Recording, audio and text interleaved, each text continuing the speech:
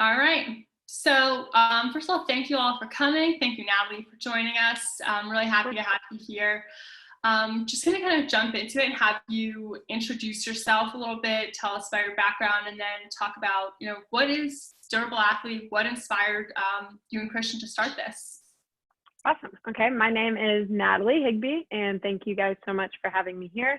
This is really awesome. I've known Jesse and Amanda for a long time, so always happy to be a part of what they have going on. And yeah, so I currently, well, maybe not currently, but work at the On It Gym.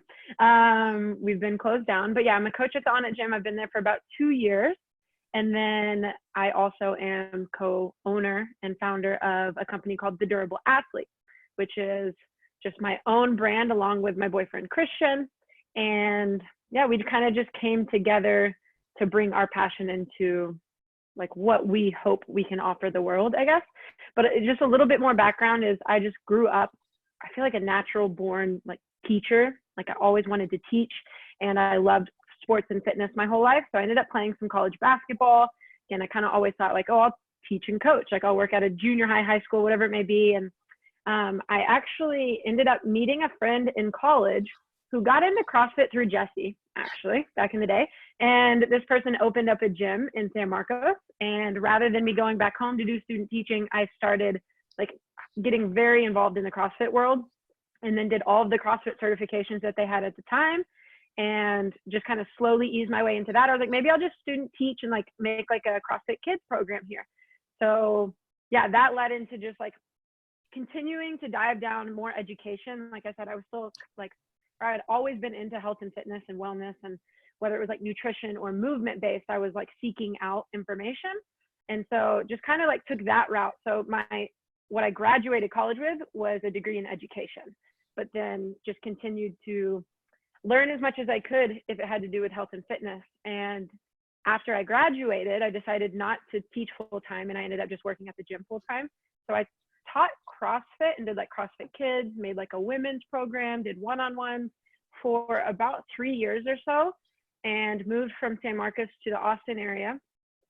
From there, honestly, it was just that story of a trainer working all the time and not knowing how to make ends meet. It was I'm getting there at 6 a.m. and I'm leaving really late, and if I'm not there, I'm not making money, and I'm traveling all around, and in this odd space in between sessions, where do I go? What do I do? It's hot outside. I'm working in this garage gym, or it's really cold outside. So it just kind of wore me down after so many years. And I was you know what, maybe I'll teach, and then I'll coach in my free time, because I still love coaching.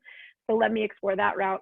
Then I moved to the classroom setting, ended up subbing and coaching at the same time, and then took a full-time teaching position here in Austin. And I taught 3rd grade for 3 years. And so in that time, I continued to, normal, pursue other educational opportunities. I got my precision nutrition certification. I did something called fascial stretch therapy certification, where you put people on a table and stretch them, essentially. And took a lot of On It certifications, and basically just anything I could get my hands on, I wanted to jump into, just because I would nerd out on it. I really didn't think at the time I would be back in the fitness industry. And it just slowly kind of became that. After 3 years of teaching, I was you know what, I want to start my own business. And I was thinking that I would teach and do that during the summer and on the weekends and whatnot. I was I'll do nutrition coaching, I'll stretch people, so on and so forth. And then On It actually came to me and said hey, we know you've coached in the past. We need a female coach. They're very heavily male dominated, and we would like for you to coach for us. And so I jumped at that opportunity. And one of the biggest reasons was, again, I love learning and I love teaching, and there's so many people that go through the On It doors that provide education and certifications for us that we would have the opportunity to go to whenever we wanted. And so that was really appealing to me. So that's my kind of journey of just me being I feel a natural born teacher and educator, and I love working with people from all ages. And so now I've been back in just the fitness industry, health and wellness industry, for 2 years, and I'm absolutely loving it. And I met Christian through On It, again, my partner who started the Durable Athlete. And we've just connected on that level of wanting to share our passion of movement and of health and wellness. And we bring I think 2 different backgrounds. I feel Christian is the one that could dive down the scientific route a little bit more typically than I could, where since I've taught third grade, I just feel like everyone is just this big kid, and we just need to make things like easy for people to understand sometimes, and like realize that we're not all that different, that things that are beneficial for kids are beneficial for us when we're 80 years old. And so like, how can we bring that mentality to how we teach people about daily habits and movement and such? So the Durable Athlete was born for that reason. It's about training and living with intention.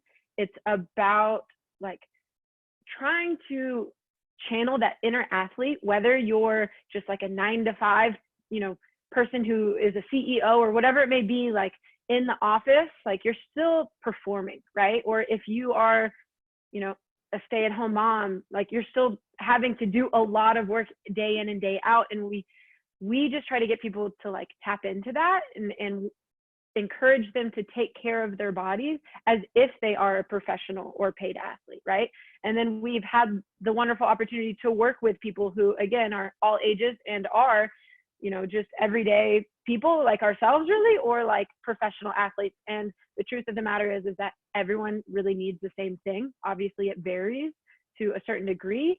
But yeah, we just believe that simple habits and changes can drastically improve your life. And so we take this holistic approach. I feel like Central Athlete does the same. And just like, it's not just about, hey, when you come, like if you come in our doors or you reach out to us, it's not about like, hey, let's give you this training program, but we actually want to see like, how are you sleeping? How are you eating? What's your hydration like? What's your stress like? Like just knowing that all of that has an impact on our health. And so that's what we came up with. Like the Durable Athlete doesn't necessarily mean you have to be a professional athlete. It's just viewing yourself as an athlete and wanting to take care of your body in that way, and working on essentially our 4 pillars. We have movement, breath, sleep, and nutrition. I mean, I think you could say like mindset encompasses all of those, or we believe that. But yeah, those are like our 4 main things that we focus on. And so we tend to teach people like just how to breathe properly, or like other breathing techniques for like up regulation and down regulation. We focus a lot on mobility and just like joint and tissue health. That's kind of like what we specialize in, is recovery. We found that there are a lot of people that are training really hard or just living in this high stress state. And we wanted to bring more recovery techniques that are easily implemented into your daily life versus feeling like this foreign thing or something that like you have to view as like, oh, I need to do that for 30 minutes or an hour every day or whatever it might be. But we try to just like teach people little daily tips and tricks that like you can sprinkle in throughout your day to help with mobility and recovery so that you can continue to perform at a high level. So I know I've said a lot right there. So if you have any like questions on clarification, let me know, but I tried to just lay out everything. Yeah, that's awesome. That was super helpful. And I just personally love hearing people's stories and people's journeys and how they got to kind of where they are. If you had told me even 5 years ago when I was like coming to Austin that I'd be running a gym, I would have laughed in your face like, what are you talking? Running a gym? Yeah, right. Not a chance in hell. But here we are. And so can you briefly talk about what does durable mean to you? Yeah, being durable to me means being resilient. And again, I'm huge on like the mental side of things. So I'm thinking physically and mentally, am I able to be flexible in a situation? Am I able to adapt to a new situation? And can I withstand wear and tear over time? So again, that just is kind of like, to me, durable, I think like being resilient. And that's mentally and physically. So like if my body goes into a position that it hasn't been in before, like ideally I'm still kind of strong in that range because I've at least trained it in some capacity, or I move. I try to like implement like movement variability into my practice so that when I do see something new or my body experiences something new, like it's not so foreign that I freak out. And then again, like with these mental practices, same thing, like, can I go into an uncomfortable position and learn to be comfortable there, right? And be okay with that. And yeah, again, just like withstanding wear and tear. So I hope that everyone continues to move for as long as they live, right? And live this long, healthy life. And we're probably going to come across some sort of injuries at some point, right? Like whether you're inactive, like you might have injuries and things that set you back just from being inactive. And if you're super active, again, you're training a lot, like you're probably bound to injure yourself in some way. So can we come back from those injuries quicker than we would maybe if we weren't doing our mobility practice or our durability practice? Perfect. I love that. And that kind of leads into my next question, which was, what role does daily movement mobility play in overall health? I mean, I think a huge role. I think there are tons of studies, I don't have one off the top of my head to reference, but studies that have been done that prove that moving is good for our physical and mental health, or like just getting outside and walking, right? So it doesn't have to be like a super high intensity exercise. It doesn't even have to be mobility work, but like walking is great for us. If we're thinking stress, if we're thinking weight loss, if we're thinking like happiness, being in nature, I feel like is really important. And so movement in general is huge. And then I think that we view movement as this way to really connect mind and body and breath and all the above. And so I think people are better off the more they're in tune with their body, no matter what situation they're in. And so, yeah, I just think daily movement, whether it's like big or small or sprinkled throughout or like in chunks, like I think that just really impacts people's health and wellness, again, mentally and physically. Like I can't even put a number on it or a percentage, you know what I mean? But I'm a big proponent of like, get up and move, try to stay moving, get your steps in. Like for me, I think walking is probably my favorite thing. Yeah. And then like in the morning, just like waking up and like having, even if it's a couple minutes, like a lot of people talk about just meditating, which meditating is great too. But for me, it's also just like my mobility practice or my movement practice. Like I just feel like that gives you a chance to check in with everything. And whether you wake up in a good mood or a bad mood, I feel like you can like shift your mindset in that little bit of time that you have, that you're working with just your body. So rather than, checking your phone immediately or jumping right into work or whatever it may be, like let's just take a couple minutes to focus on ourselves. And I think that goes a long way too. Yeah. Awesome. And so right now, people are probably moving even less than they normally would. We kind of know that unfortunately people in general population are not moving as much as, you or I, even this whole group, not as much as what's recommended. And unfortunately now that's cut down, because one of the things that I love to recommend to people when they ask about how to get extra steps is I say, be as inefficient as possible. As an operations person, that like kills me to say that, but be as inefficient as you can. Like if you have to go to the bathroom and refill your water at work, get up, go to the bathroom, come back to your desk. Get your water, go to the water fountain, come back to your desk. And so even those things, it's like, instead of slacking someone at work, get up and go to their desk and talk to them. We lost all of that when folks are now working from home, and they're probably working in less than ideal settings because they're not meant to be working from home. So you're like sitting on the couch or like sitting on the floor, their makeshift desk in their dining room. And so just overall, like not moving less, like moving less than normal, not necessarily moving or sitting optimally. And I know I've seen posts on Instagram a handful of times. I think you call them like desk snacks or something, which I love. But I know you have some ways that people can move and keep their body feeling good, even if they are like just, they've got to be sitting at a desk. So would you be able to kind of talk us through some of those things, show people some stuff? Of course, I'll show you.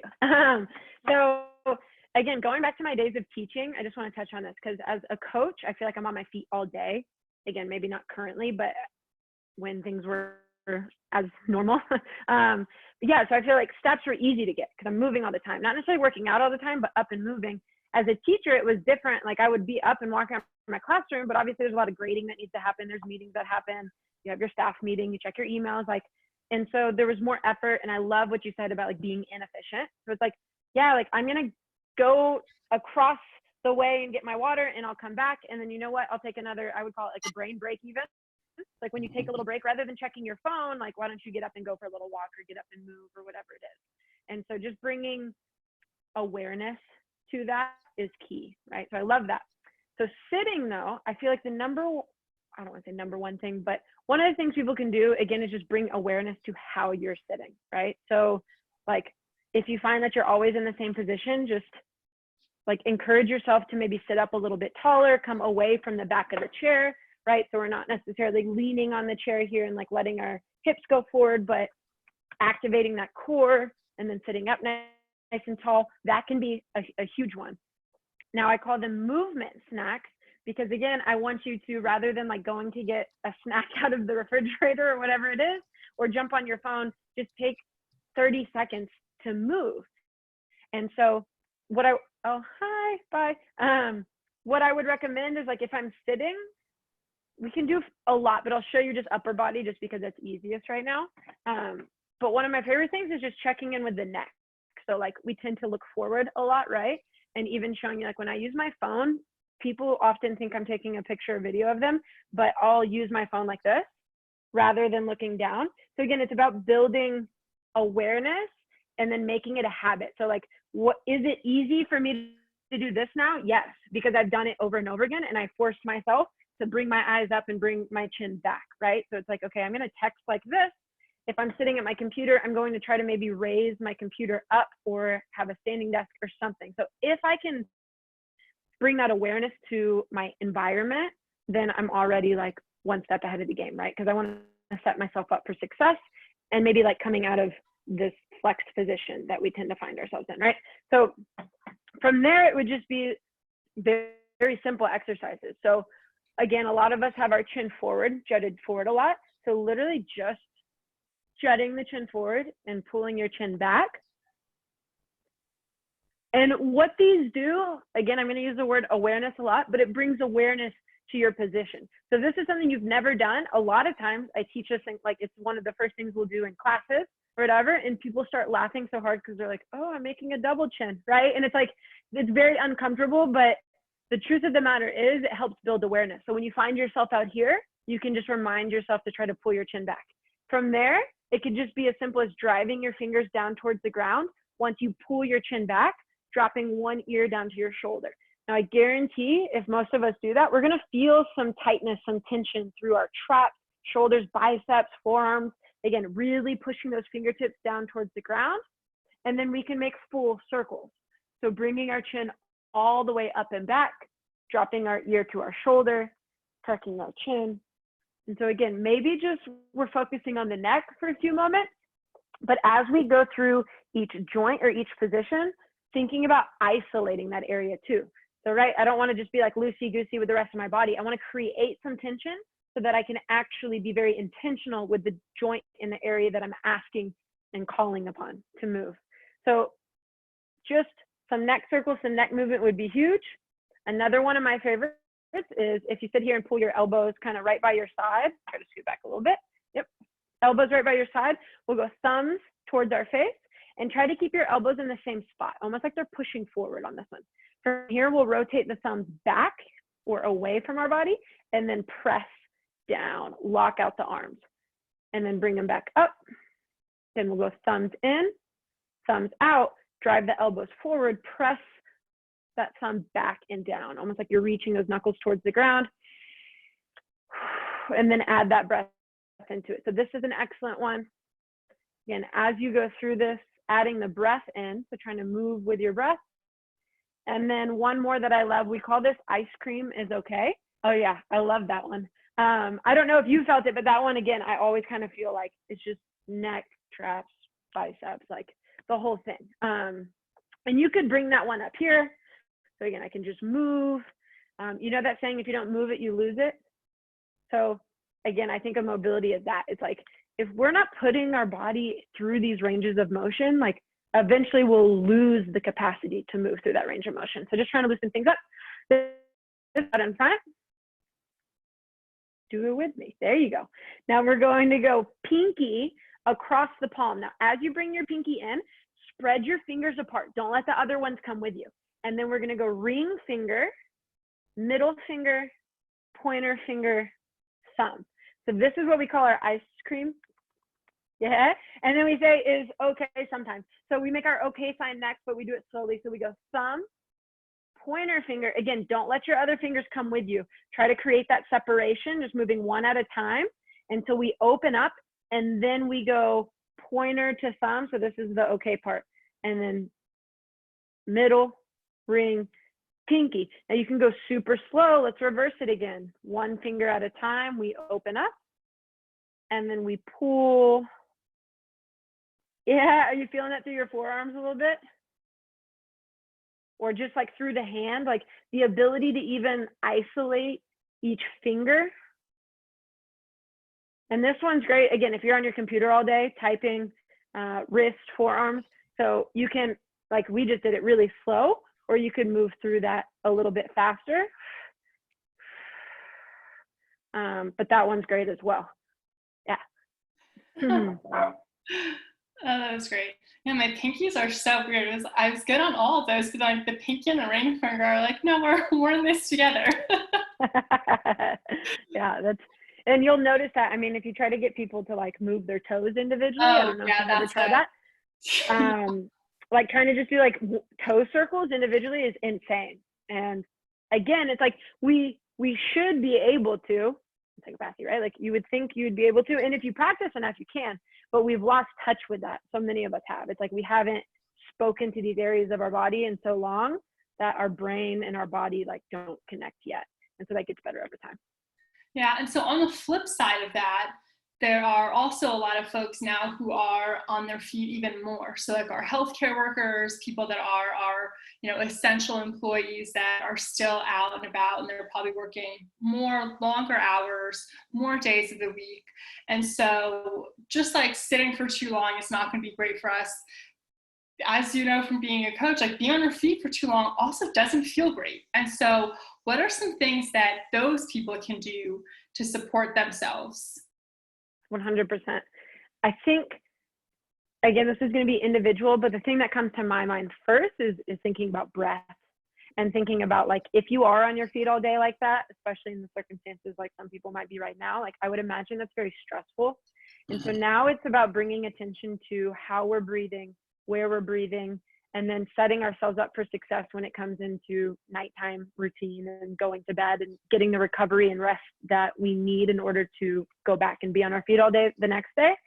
And so for that, I would just say, like, for a lot of people, I feel like we talk about, like, you'll still hear people talk about like breathing into the belly, and where I understand, like I've said it before too, like what they're saying, like just teaching people how to breathe into their diaphragm is really important. And a lot of people just have like this chest breathing. A lot of people still breathe with just their mouth, right? And so like, hey, can we close our mouth? Can we use our nose to breathe? That would be number one. And then from there, again, like learning how to expand. Like I feel like the biggest part that people struggle when they breathe in is expanding through their back. So like, and this can help with low back pain too, but trying to actually press like out laterally and through your back, and then slowing that down. So I could give some mobility exercises too, but I feel like if I'm on my feet all day, if I'm feeling super stressed, even just like a couple minutes of breathing at night, or taking 5 minutes to like sit up nice and tall or lay down, even if that's just more comfortable for me and I want to relax, and focusing on that nasal breathing and like some full body inhales and slow exhales is really key for just like down regulation. And then, like I said, that can lead into hopefully some better sleep along with many other things, but that would be big. I'll just stand up and show you one more for the hips that most people find really funny. And we talk about doing this all the time. Like if you're at the grocery store in line, can you see my hips? Yep. Okay. So feet are right underneath the hips, and then just our pelvic tilt. So I've got a soft bend in my knees. And then from here, I'm just tucking and untucking. And what people will notice a lot of times is as they untuck, they'll actually feel pain in their low back, right? And we don't want to go into an area of pain necessarily. We want to kind of go where it's uncomfortable, and we want to get a little more comfortable there. But if it is painful, I would just say, like, don't go as far back. But just learning like how to move your pelvis is huge. And I think Alex is on the call, and him and I were talking about this one time where I was saying, by doing these exercises with people, or doing them every day, or getting your clients to do what seems so simple. So it's like, hey, let's go forward and backward. Let's now lift one hip bone up, drive the other one down. For a lot of people, that's extremely hard. They've never done it. Like they want to just like shift their whole body, right? And it's like, no, I want you just to move your hips. If you're a coach, or even if you're just an athlete, you'll see that cueing and understanding body mechanics becomes so much easier. Because if I'm telling someone to tuck their pelvis now, right, or to bring their ribs to their hips, they've done that every single day when you're cueing the pelvic tilt. So it's like, oh, I understand what you mean by doing that. So again, someone who's walking around all day, right, like this, might just need to, okay, let me tuck my pelvis, let me bring my ribs down, and now maybe I just need to work on my posture. How am I standing? So by implementing simple movements, although they're silly, they also just help you, again, as an athlete or as a person, understand like what's your natural position that you kind of fall into, what feels difficult for you. And as a coach, you can see on an athlete or on your client, like what's hard for them. And then it can help with cueing. So as you start to speak to these things, or it's like, okay, let's rotate our shoulder internally. Like they don't really know what that means, but if every day you're doing it with them, they just understand what you mean by pull your shoulder back and down, right? Or shrug up or whatever it may be. I'm going off on a tangent, I think, but I just love talking about pelvic tilts in line at a grocery store. But basically just like, again, kind of checking in with your body and like checking in with your low back, because I feel like that's an area of pain for a lot of people and tension if you're on your feet all day. Yeah, and I mean, I think for a lot of people that maybe are not even not athletes, but that maybe don't work out, don't train a lot, like feeling uncomfortable, they don't really know what to do about that. It's kind of just like, oh, okay, like I've been on my feet all day, my back hurts, like this is just my life. And so be able to provide people with these tools and just like small things they can do. Like you don't need anything, and you don't really need to even know a lot to be able to do those pelvic tilts. Like you don't need a whole lot to be able to support yourself in that way. 100%. I can think of a lot of different people and clients that this is like resonated with in my experience, but one that really stands out is I had like a 65-year-old rock climber that came to me for a long time. And he was getting stretched a couple times a week. And then we would do like 3 mobility sessions a week until he felt really great. And then he was like, I'll come back and see you later. But like, I get it. But all we did was the mobility stuff. And he was like, the secret to life is this hip stuff. Like everything we've been doing with my hips, it's like, I feel better. He said climbing was better. But when we first did the pelvic tilts that I was just doing standing, like he could not do it. Like he couldn't connect like his mind to his hips, right? He's like, I can't get them to move. His feet would come off the ground rather than staying rooted through the floor. And eventually he was like a pro at them. He got great, right? And so again, it's like a kid can benefit from that because it starts to teach them body awareness. And then anybody else can benefit from that for the same reason, but we all have different ways we're going to apply that information, right? So again, it might just help with how am I sitting every day? How am I walking? And then how am I squatting? And then how can I warm up my body and prep for, this back squat, whatever it may be. These simple mobility drills and movements are beneficial for people of all ages. And again, whether you're super active or inactive, they're beneficial too. Yeah, I love that. And so one of the other things that kind of comes up with this conversation is, so living in a world where we've got like, movement flows, mobility and all of that, folks that are like just focusing on that might not be in the habit of stressing the system to create metabolic and musculoskeletal adaptations. So how does durability work integrate with a strength and conditioning program? As you just mentioned, preparing for a squat. And so kind of how does that come into play for folks that are on the more athletic, intense training side of the spectrum? 100%. And I think where I want to go with this is just kind of share a little bit of my experience with it. Maybe. Yeah. So I mentioned earlier, I grew up playing sports. I never considered myself flexible. Like I was the kid on the team, or even in gymnastics when I was really young and dance that like couldn't really touch my toes. And like, I just was never naturally flexible. Like that was not something that came easy to me.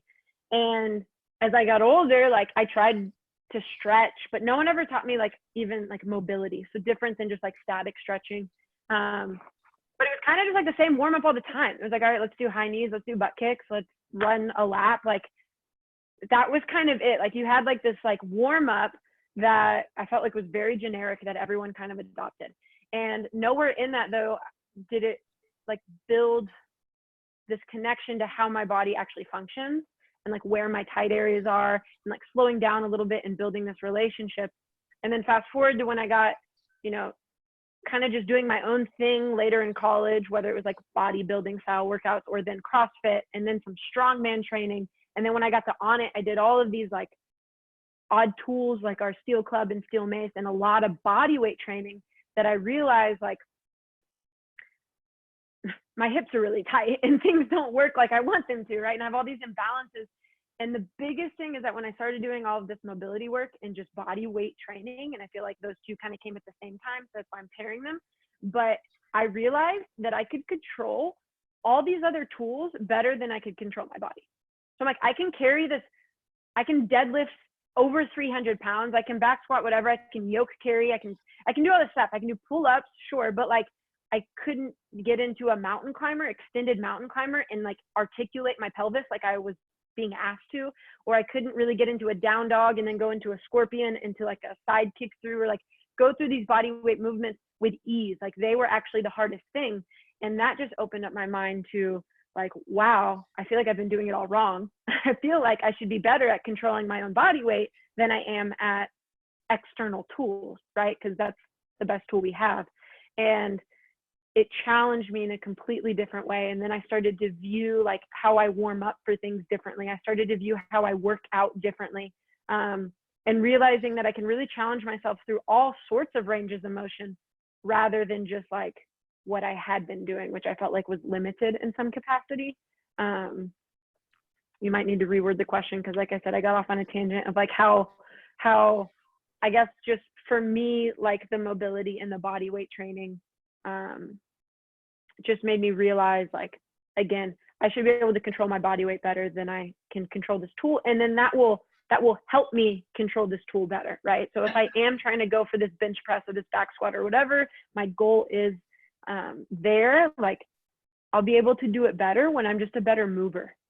Like when my body can be stronger in all sorts of ranges and I understand like human movement, then I'll be better at all these other tasks that I'm being asked to do. Yeah, and I think I can kind of speak also to like the conditioning part of that as a runner, someone who's marathon training right now.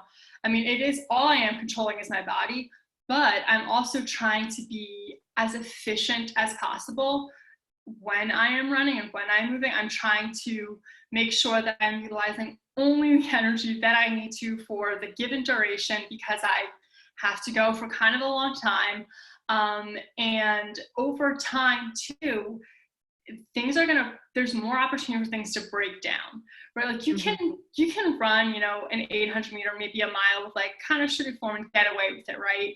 But if you're trying to run 26.2 miles, if things are breaking down halfway through, the mess is going to be huge.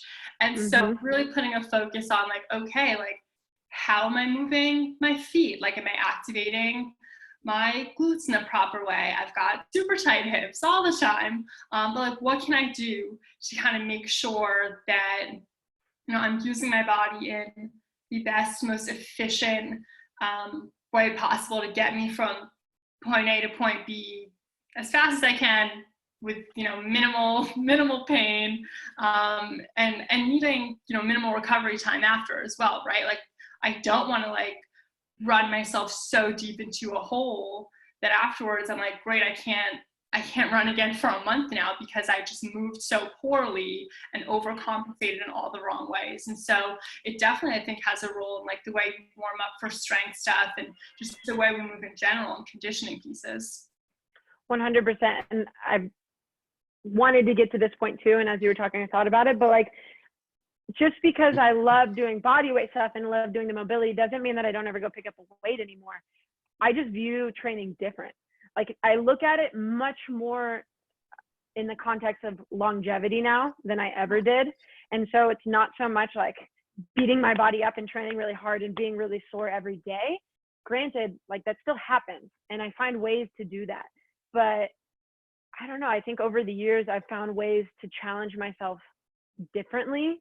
And I still think that strength is incredibly important. Like that's proven too to our overall health and wellness. So I'm not necessarily saying that everyone should just like stop what they're doing, don't pick up a weight again, and only do mobility and body weight training. But I think if you're not doing it, you're missing out on a huge piece of what could propel you forward to accomplish your goals, right? Like you might be limited in what you're able to do because you're just limited in your movement capacity.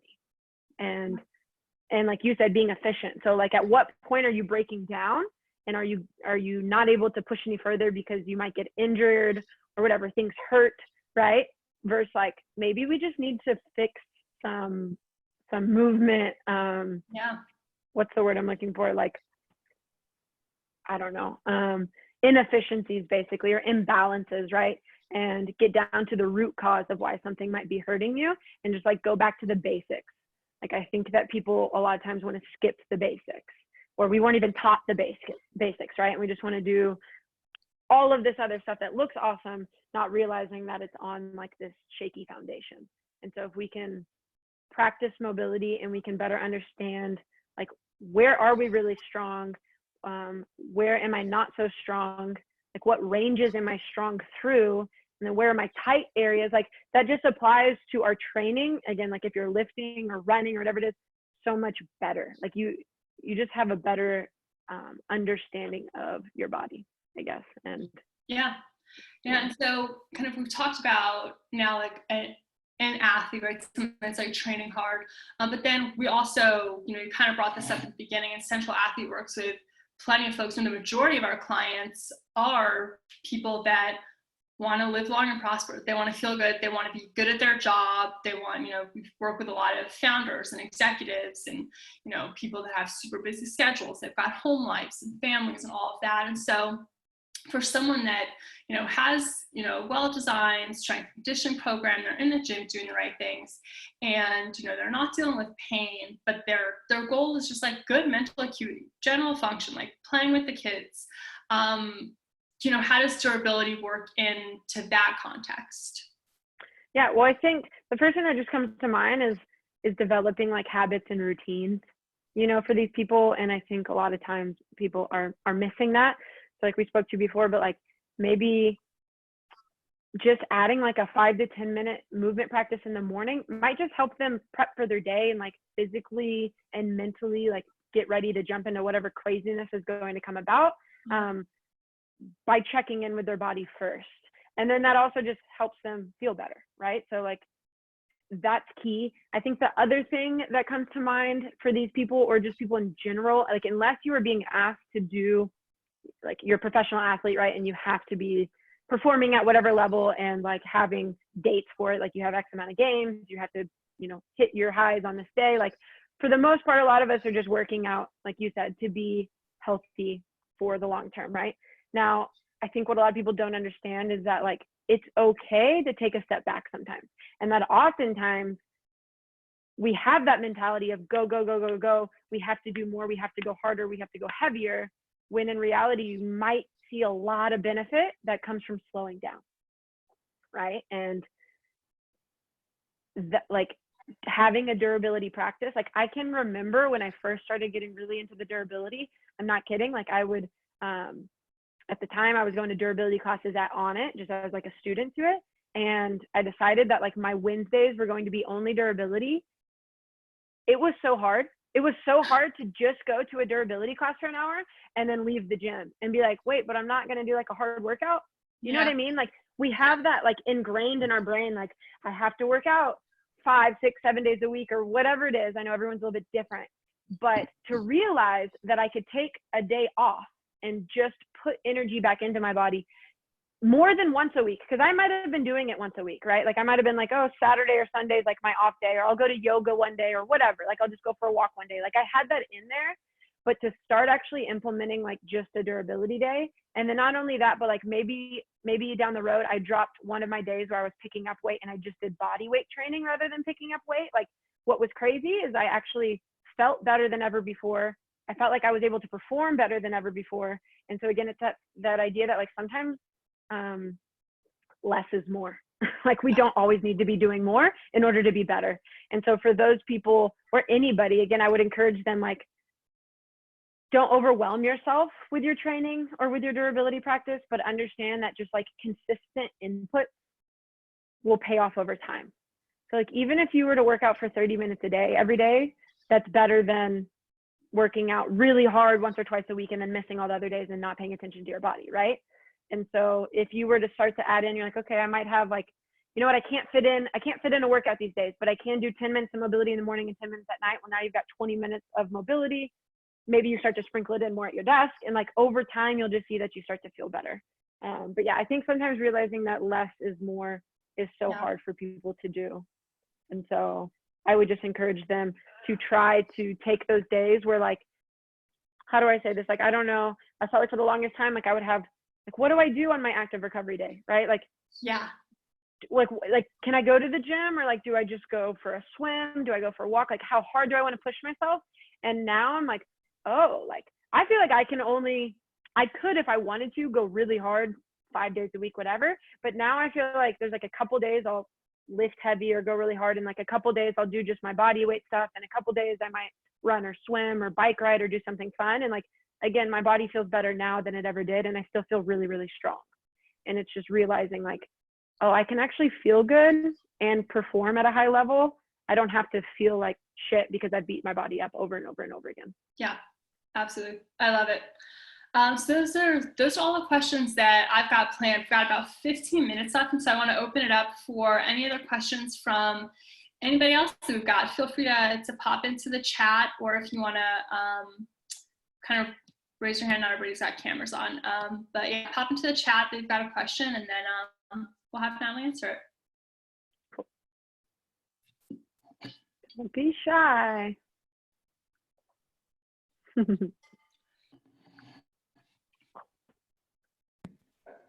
Nat, I just wanted to mention, I really like how you broke it down, how you said you can kind of break up like mobility throughout the day, like little mobility snacks, and over time compound it over the day and then by the week. That kind of mitigates any type of postural issues we might face, especially working from home. So again, and also I really enjoy what y'all do, because like at its core, it's kind of like parasympathetic, right? It's taking those anxiety levels down lower, it's more restorative. And so that's especially needed right now in kind of these stressful times. So that's why I really vibe with kind of like what y'all are putting out there. Thank you, Alex. I appreciate that. Yeah, I think, again, I think we tend to overwhelm ourselves just like as humans, right? And we think we have to be doing more. And so one of my biggest like messages that I want to convey to people is that it doesn't have to be 30 minutes a day or an hour twice a week or whatever it is. Like, that's great if you have the time to do that. But if you can just start, like I said, bringing awareness to certain things, and like, oh, okay, like every 5 minutes, I might just move my shoulders. Like, rather than sitting here for the entire hour, like as I'm talking, I'm just going to add in some of my mobility. Like, that's better than nothing, right? So it doesn't have to feel like this overwhelming thing. But yeah, just like taking these movement snacks. Yeah, and I have a question about the Durable Athlete Monthly community session. So obviously that is paused right now, like everything else in the world. But are there plans to bring those back once we're allowed to gather in groups, and kind of what might that look like in the future? 100%. We are really sad that we haven't been able to do one recently, because we just really, really enjoy those community events that we've been putting on. So I don't know when things will be back to normal, right? Or when we'll all feel comfortable gathering in big groups again, but we will definitely be holding those again. And so, you know, we will put that out on social media, out on our website, in our newsletter, all the above, to keep you guys posted. Aside from that, like Christian and myself are doing Zoom workouts 3 times a week together. It's not like what we do at our community event. At our community event, it's a little bit more like just like an active recovery day. Like, we do like 20 to 30 minutes of mobility work.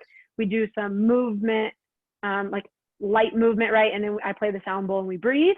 Our workouts 3 times a week are like body weight or kettlebell and like a little bit more higher intensity. So I would say like you could join us on that. We might hold some like conversations like this, but we'll definitely keep you guys posted whenever we all can gather again as a Durable Athlete community and bring those events back to you guys, because we miss them. Yeah. And then basically besides that, I don't know if they'll be at the previous spot or where, that's been something that we've been talking about, just like where to fit everyone. So we'll see. Cool. All right. Well, if there are no other questions, or if Jesse got something. Yep, I got a question. So shifting our environments can be a big piece of the puzzle, right? So if we, on a lot of respects, right? If we hang out with healthier people, then that's going to influence us. If we, if we lift weights more often, right, that's going to influence us. So do you have any thoughts on ways you can alter your environment to get different kind of mobility or kind of flexibility kind of benefits? Like my example is, everybody wears shoes, and, this might be kind of an extreme example for a lot of people, but in my opinion, it's the same thing as putting your arm in a cast or putting your foot in a cast every time you're kind of walking around in shoes. So if you walk barefoot more often, you might it's going to require a little bit more dorsiflexion, kind of through the gait cycle. And, there'll be an increase in probably durability with at least the skin on the bottom of your feet and some of the connective tissue potentially. But do you have any thoughts on kind of some practical ways that we might be able to alter our environment that could lead us towards improved mobility or flexibility, or just generally with longevity? Do you have any kind of thoughts on that, Natalie? Yeah, I mean, I love what you just said as far as like not wearing shoes. I don't know about everyone here, but I pretty much don't wear shoes when I work out. But I'm also at a gym, or at least in my home or whatever, that doesn't require that. So I'm a big fan of just taking shoes off whenever possible. That's one, obviously. I'm thinking environment, even like getting outside, if and when you can, when you take a phone call, go for a walk, right? So like right now, obviously I'm sitting in front of my computer, but if I just wanted to call my mom or call someone and have like a meeting over the phone, I would probably go outside and go for a walk while I'm doing that rather than sit at my computer. So just taking those opportunities to get up and move as much as possible. I think I kind of spoke to this earlier, but if you can even raise your computer up, if you don't have a standing desk, just, switching your environment. Maybe even when I taught third grade, the kids had iPads and they would all sit at their desk like this on their iPads, right? When we would read on them or whatever they were doing. So I would have them take their chair away, and I would have them get into a half kneeling position or even a kneeling position so that the iPad was higher or their book was up. Again, we always think about cell phones, but even reading, which we would consider very beneficial, you're in this same flexed position, right? And so again, bringing awareness to can you just position yourself differently? That might be great. Can you sit down in a shin box on the floor rather than sitting in your chair? Can we stand up? Can I move while I'm doing my emails? And so I'm a big fan of standing desks. I'm a big fan of just using the ground.